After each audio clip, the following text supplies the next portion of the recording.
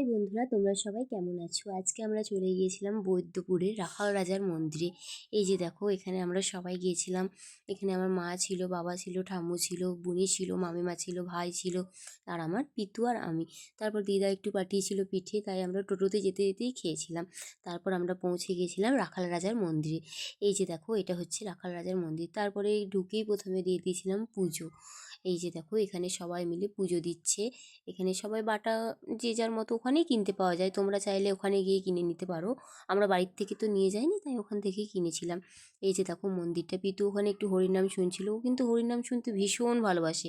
তোমরা সবাই একটু রাখাল রাজার দর্শন করে নাও, রাখাল রাজাকে নিজের মনস্কামনা পূরণ করো। এখানে নাকি সমস্ত মানুষই আছে, অনেকজনা যার যত মনের দুঃখ থাকে সব এসে রাখাল রাজার কাছে বলে, কিন্তু তাদের সব কিছুই পূর্ণ করে রাখাল রাজা।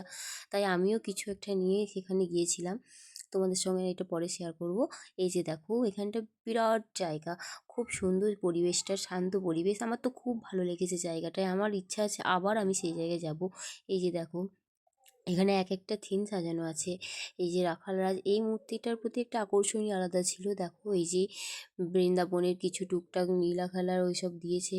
রাখাল রাজের এই যে বকাসুরকে বধ করা, পুতনাকে বধ করা, এইসব টুকটাক দিয়েছে। তারপর এই যে দেখো, এখানে মন্দিরটা দেখতে পাচ্ছ না, এই মন্দিরটাই হচ্ছে ঝুলনের সময় মনে হয়, ঝুলন বা ওই তোমার দোল খেলার সময়, এই সময়ে ওইখানে রাখাল রাজাকে এসে বসানো হয়, দিয়ে দোল খাওয়ানো হয়।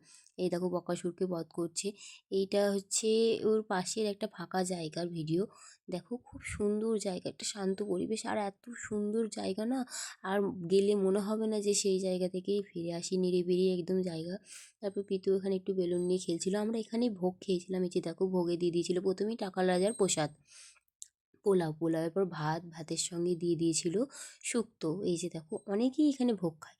তারপর একটা শাকের তরকারি, ডাল, এখানে কুমড়ো আলুর তরকারি আর পটল আলুর তরকারি দিয়েছিল। তারপর একটু চালতার চাটনি আর পায়েস দিয়ে দিয়েছিল। তারপর আমরা খেয়ে, পিতু তো সেই সময় খাইনি, ঘুমিয়ে গেছিলো, তাই পিতুর জন্য একটু প্রসাদ নিয়ে আমরা